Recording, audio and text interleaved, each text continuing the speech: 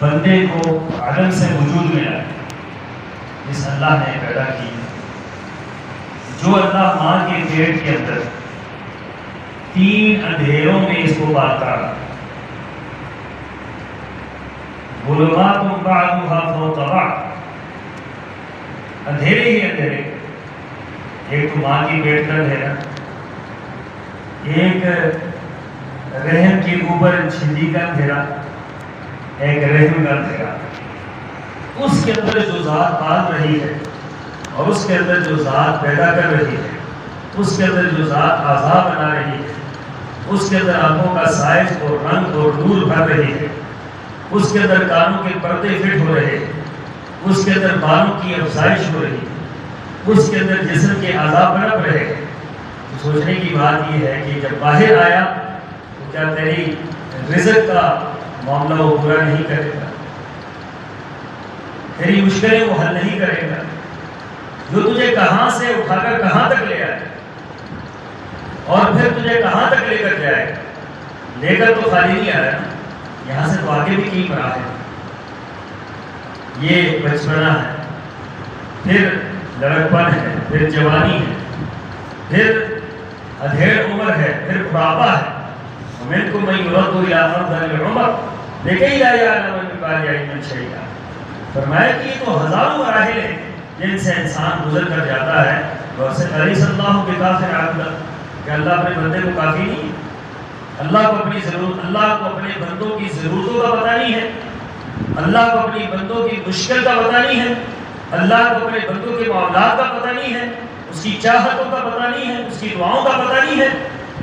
اللہ اکبر، کہ اللہ ان باتوں سے غافل ہے؟ تمہارے پیر، تمہارے فقیر، تمہارے مرید، تمہارے مرشد، تمہارے سے زیادہ نشین، گدی نشین اللہ سے زیادہ جانتے ہیں تمہارے معاملات کو؟ یہ اللہ سے زیادہ تمہارا قربت رکھتے ہیں؟ یہ اللہ سے زیادہ تمہارے لیے جو ہے وہ اخلاص رکھتے ہیں؟ یا اللہ سے زیادہ تمہارے لیے جو ہے وہ ہر جگہ پر پہنچ سکتے ہیں، ہر جگہ پر مشکلیں تمہاری ختم کر سکتے ہیں؟ نہیں، صلی اللہ کے راستے۔ یہ بات اگر ایک لفظ ہی سمجھ آیا ہے نا بندے کو، تو ساری شرک کی دیواریں گر جاتی ہیں، شرک کے سارے معاملات ختم ہو جاتے ہیں۔ کہ نہیں، صلی اللہ کے راستے، کہ اللہ اپنے بندے کو کافی نہیں۔ اس لیے یاد رکھیں کہ فرمایا کہ وَمَن يُضْلِلِ اللَّهُ فَمَا لَهُ مِنْ هَادٍ۔ ہاں یہ بھی ہے، ان ساری باتوں کے باوجود بعض لوگ گمراہی کے راستے پر چلتے ہیں، تو جو گمراہ ہو جائے اس کو کوئی ہدایت دے سکتا، اس کی ہدایت کے راستے پر رہتے ہیں۔ اسی سورہ مبارکہ کے اندر اللہ تعالیٰ نے خاص ان لوگوں کا ذکر کیا کہ جو شفاعت کے معاملے میں غلط فہمی کا شکار ہے۔ لفظ شفاعت ہم جب کہتے ہیں نا، اس کا معنی یہ ہوتا ہے کہ سفارش، اور لوگوں کا یہ تصور ہے کہ ہم کچھ بھی نہ کریں ہماری شفاعت ہو جائے، ہماری بخشش ہو جائے، ہم بخشے جائیں۔ کیوں؟ اس لیے کہ ہمارا تعلق ان لوگوں کے ساتھ ہے کہ جو بخشے بخشائے ہیں، لہذا ہم بھی بخشے بخشائے۔ یہ ایسا شیطان کا جال ہے، ویسی شیطان کی چال ہے، ویسی شیطان کی گمراہ کن یہ بات ہے کہ جس نے لاکھوں دنیا کو گمراہ کر دیا، لاکھوں دنیا کو عمل سے دور کر دیا۔ رسول اللہ صلی اللہ علیہ وسلم سے بڑھ کر کائنات کے اندر کوئی ہستی تھی؟ آپ علیہ الصلوۃ والسلام اپنے خاندان کے لوگوں کو مخاطب ہو کے فرما رہے ہیں، فرمایا کہ اے بنو ہاشم کے لوگوں، عمل کر لو، میں اللہ تعالیٰ کے ہاں کوئی کام نہیں آؤں۔ اے قریش کے لوگوں، یہ نہ سمجھنا کہ تم میرے خاندان کے ہو اور میں تمہارے خاندان کا ہوں، لا اغنی عنکم من اللہ شیئا، میں اللہ تعالیٰ کے ہاں تمہیں کوئی کام نہیں آؤں۔ پھر اپنی پھوپھی سے مخاطب کر کے، جو ایک ہی پھوپھی ہیں اور جان سے پیاری ہیں، ان کو فرما رہے ہیں اے عمت رسول اللہ صلی اللہ علیہ وسلم، اے رسول اللہ صلی اللہ علیہ وسلم کی پھوپھی، نسبت کیا پیش کی جا رہی ہے؟ اے رسول اللہ کی پھوپھی، یہ نہیں کہا کہ محمد صلی اللہ علیہ وسلم، اے رسول اللہ کی پھوپھی، لا اغنی عنک من اللہ شیئا، اللہ تعالیٰ کے ہاتھ میں کوئی کام نہیں ہے۔ اور سب کو چھوڑ دیجئے، حضرت فاطمہ کو بلایا اور بلا کر فرمایا فاطمہ بضعۃ منی، تو میرے لیے جگر کا ٹکڑا ہے، بیٹی ہے، اور بیٹی بھی ایسی بیٹی سبحان اللہ جسے اللہ نے کتنا نوازا ہوا تھا اور کتنی عظمت دی ہوئی تھی، اسے مخاطب ہو کر فرمایا اے ملی، اے ملی، اے ملی، سلیمی من مالی ما شئت، میرے مال سے جو حاصل کرنا چاہے کرے، جو میرے پاس ہے وہ تیرا ہے، لیکن لا اغنی عنک من اللہ شیئا، عمل کر لو اللہ تعالیٰ کے ہمیں تو کوئی کام نہیں ہے۔ اتنا لوگوں کو بتلا دیا، رسول اللہ صلی اللہ علیہ وسلم نے بتلا دیا۔ اور یہ کیسا گمراہ کن نظریہ ہے کہ آپ پیر کی بیعت کر لیں اور پیر صاحب آپ کو بخشوا دیں، آپ پیر کے نام کی نیاز دے دیں، پیر صاحب آپ کو بخشوا دیں۔ جب آپ خبر میں جائیں گے تو آپ کی جگہ پر پیر صاحب جواب دیں، آپ کی جگہ پر وہاں کا شیخ عبد القادر جواب دیتے ہیں، نعوذ باللہ من ذالک۔ اتنا یعنی کہ گمراہ کن نظریہ یہ کہ شیخ عبد القادر وہاں پر جواب دیں، یا قبر کے اوپر کھڑے ہو کر یہ کہا جاتا ہے کہ تیرا اللہ، تیرا خدا رب اللہ ہے۔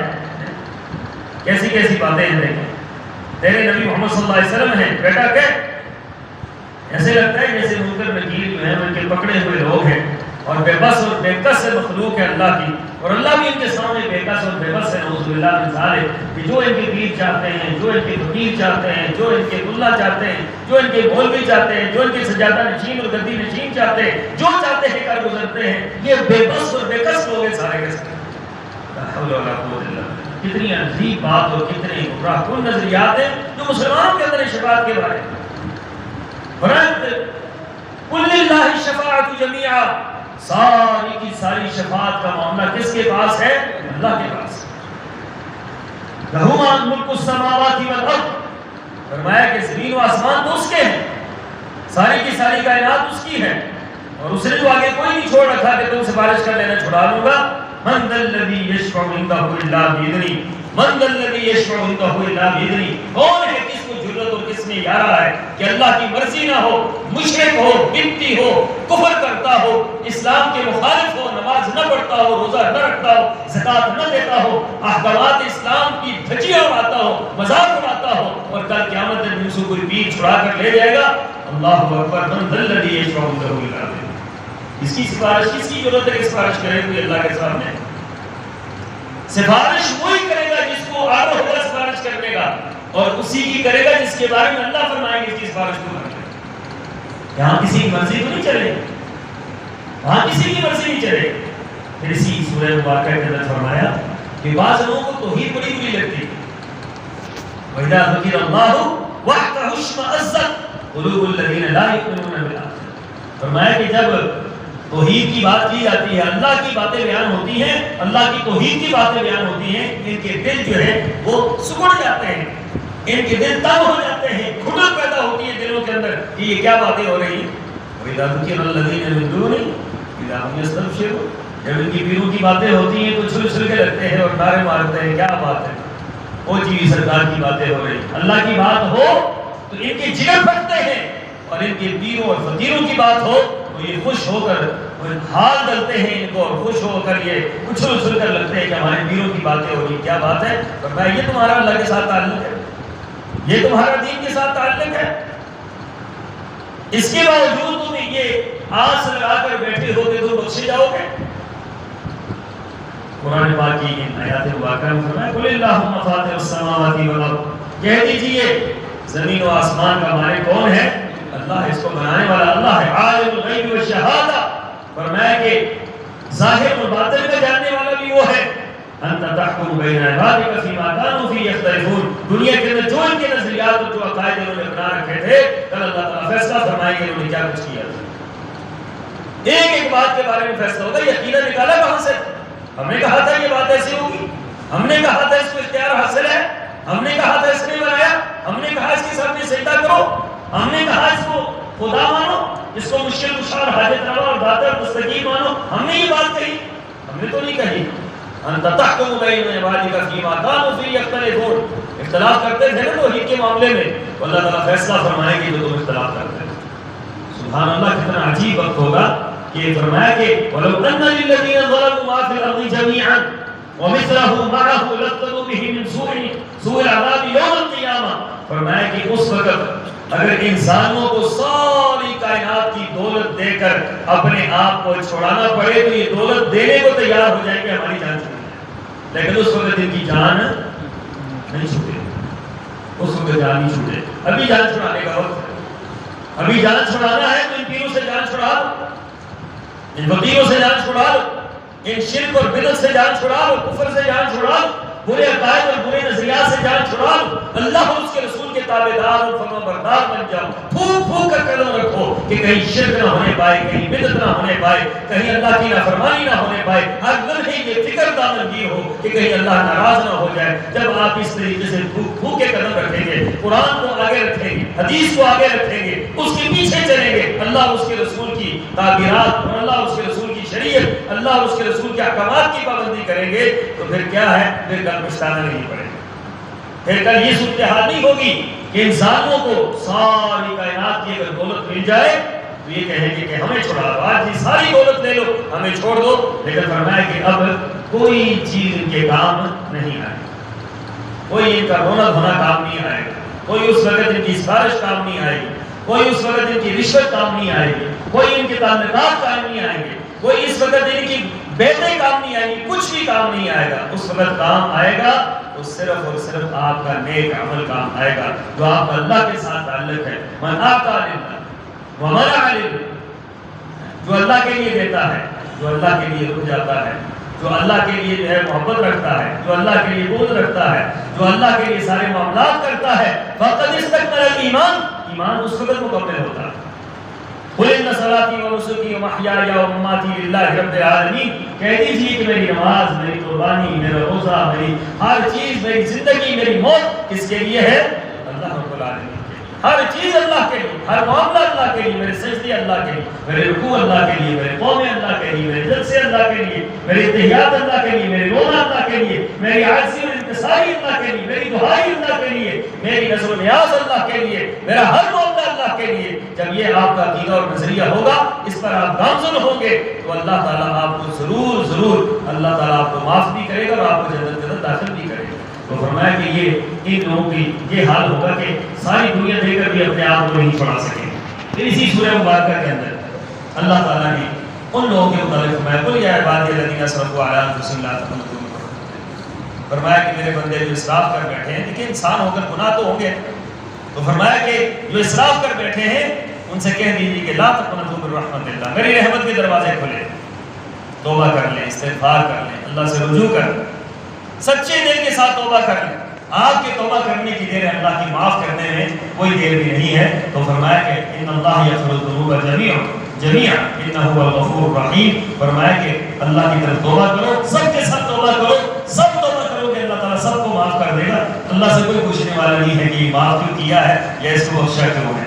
پھر اسی سورہ مبارکہ کے آخر میں وہ منظر بیان ہوا ہے جس کے بارے میں قرآن پاک کے الفاظ یہ وسیق الذین اتقوا ربهم وسیق الذین کفروا الی جہنم زمرا، کہ جنت کے اندر کیسے، جہنم کے اندر لوگ کیسے داخل ہوں گے، کس انداز سے داخل ہوں گے، اور جنت کے اندر لوگ کیسے داخل ہوں گے، یہ منظر بیان ہوا ہے پورے کا پورا۔ اور پھر یہ بھی بیان ہوا وَتَرَى الْمَلَائِكَةَ حَافِينَ مِنْ حَوْلِ الْعَرْشِ، فرمایا کہ اللہ تعالیٰ کے اس دن آپ دیکھیں گے کہ فرشتے عرش کے ارد گرد حلقہ باندھے ہوئے کھڑے ہوں گے اور یسبحون بحمد ربہم، سب سے بڑی تسبیح فرشتوں کی کیا ہے؟ سبحان اللہ بحمدہ سبحان اللہ العظیم، بہت بڑی تسبیح اللہ کے فرشتوں کی تسبیح، یسبحون بحمد ربہم سبحان اللہ الحمدللہ اللہ اکبر، یہ فرشتوں کی تسبیحات۔